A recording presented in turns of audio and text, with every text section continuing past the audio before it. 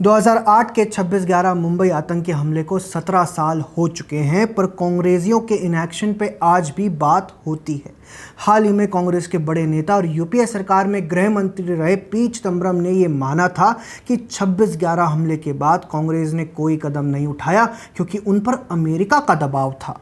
प्रधानमंत्री नरेंद्र मोदी ने चिदंबरम के बयान को हथियार बनाकर कांग्रेस पर कमजोरी का आरोप लगाया है। 8 अक्टूबर को नवी मुंबई इंटरनेशनल एयरपोर्ट के उद्घाटन पर पीएम नरेंद्र मोदी ने चिदंबरम के बयान को मेंशन करके कांग्रेस पर तीखा हमला किया। उन्होंने चिदंबरम का नाम लिए बिना उन्हें वरिष्ठ कांग्रेस नेता और पूर्व गृह मंत्री बताकर कहा कि 26/11 के बाद भारतीय सेना पाकिस्तान पर हमला करने को तैयार थी, देश भी यही चाहता था, लेकिन सरकार ने दूसरे देश के दबाव में सेना को रोक दिया। उन्होंने कहा, कांग्रेस को बताना चाहिए कि यह फैसला किसने लिया। उनकी यह कमजोरी आतंकवादियों को हौसला देती थी और भारत की सुरक्षा को कमजोर करती थी। पीएम मोदी ने यह भी कहा कि कांग्रेस ने आतंकवाद के आगे घुटने टेक दिए। दोस्तों, पीएम मोदी जो कह रहे थे वह केवल राजनीतिक अटैक नहीं बल्कि एक सच्चाई है। ये तो सभी को पता है कि मुंबई हमलों के बाद यूपीए सरकार हाथ पर हाथ रखकर बैठी हुई थी। इसका एक कारण तो कांग्रेस का पाकिस्तान प्रेम है, पर हाल ही में पी चिदंबरम ने बताया कि यह सिर्फ पाकिस्तान प्रेम नहीं बल्कि विदेशी दबाव के कारण भी था। सितंबर में दिए गए एक इंटरव्यू में पूर्व गृह मंत्री पी चिदंबरम ने 26/11 के बाद की बात खुलकर बताई। उन्होंने कहा कि हमले के तुरंत बाद उनके दिमाग में पाकिस्तान पर सैन्य हमला करने का विचार आया था, लेकिन सरकार ने पूरी दुनिया के दबाव के कारण ऐसा नहीं किया। चिदंबरम ने साफ कहा था कि हमले के बाद अमेरिकी विदेश मंत्री कोंडोलीजा राइस दिल्ली आईं और उन्होंने मुझे और तत्कालीन प्रधानमंत्री मनमोहन सिंह से कहा, युद्ध मत करो। चिदंबरम ने बताया कि विदेश मंत्रालय भी सैन्य कार्रवाई के खिलाफ था, इसलिए सरकार ने कूटनीति का रास्ता चुना। बताइए, जो पार्टी ऑपरेशन सिंदूर जैसे सफल ऑपरेशन को फेल बताने के लिए दिन भर प्रोपेगेंडा चला रही थी, वह भूल गई कि उन्होंने अमेरिका के दबाव में अपने ही लोगों के दर्द का बदला नहीं लिया।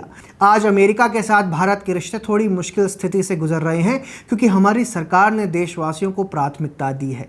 पर 2008 में कांग्रेस सरकार अमेरिकी विदेश मंत्री के कहने पर पाकिस्तान को माफ कर चुकी थी। फिर भी कांग्रेस का सोशल मीडिया, उनकी IT सेल सीज फायर का मखौल उड़ाने वाली पोस्ट से भरा रहता है। ऑडेसिटी तो देखो इनकी। खैर, पीएम नरेंद्र मोदी के बयान के बाद पी चिदंबरम ने एक्स पर बोला कि उनके बयान का गलत मतलब निकाला गया है। चिदंबरम ने स्पष्ट किया कि मनमोहन सिंह और यूपीए सरकार ने बड़ी संयम और समझदारी से काम किया। सभी फैसले टीम ने मिलकर लिए थे। अच्छा, सरकार ने सोच समझकर काम किया था, तो उसका परिणाम क्या निकला? कांग्रेस सांसद मनीष तिवारी ने भी मोदी के बयान को पूरी तरह गलत और आधारहीन बताया। उन्होंने कहा कि यह शर्मनाक है कि प्रधानमंत्री राष्ट्रीय सुरक्षा पर राजनीति कर रहे हैं। जो पार्टी अपने सोशल मीडिया हैंडल से लगातार भारतीय सेना पर सवाल उठाती आई है, ऑपरेशन सिंदूर को फेल बताती आई है, सर्जिकल स्ट्राइक के सबूत मांगती आई है, उसके नेता अब कह रहे हैं कि प्रधानमंत्री मोदी राष्ट्रीय सुरक्षा को राजनीति बना रहे हैं। राजनीति तो आपने की है, सेना, सुरक्षा और सीज फायर के नाम पर। आपके नेता राहुल गांधी ने भारतीय सेना का कितनी ही बार अपमान किया है। रही बात विदेशी दबाव में काम करने की, तो 26/11 के बाद यूपीए सरकार ने कोई कड़ा कदम नहीं उठाया था, कोई सैन्य हमला नहीं किया क्योंकि उन पर अमेरिका समेत दुनिया का दबाव था। पाकिस्तान प्रेम में यूपीए सरकार पाकिस्तान को सिर्फ डॉजियर भेजती रही। बात तो यहाँ तक की है कि पूर्व प्रधानमंत्री मनमोहन सिंह ने 26/11 के बाद कोई कड़ा कदम इसीलिए नहीं उठाया था क्योंकि उन्हें डर था कि इसका फायदा बीजेपी को मिलेगा।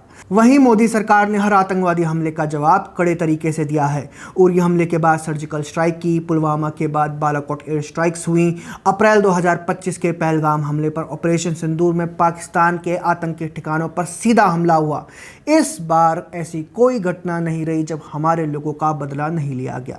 साथ ही इससे आतंकी घटनाएं घटी और दुनिया में भारत की जीरो टॉलरेंस वाली नीति की पहचान बनी। शायद इसी से कांग्रेस को दिक्कत भी है क्योंकि वह अपने डियर पाकिस्तान के लिए इनटॉलरेंस तो देख ही नहीं सकती। आपके इस बारे में विचार कमेंट सेक्शन में हमें ज़रूर बताएं।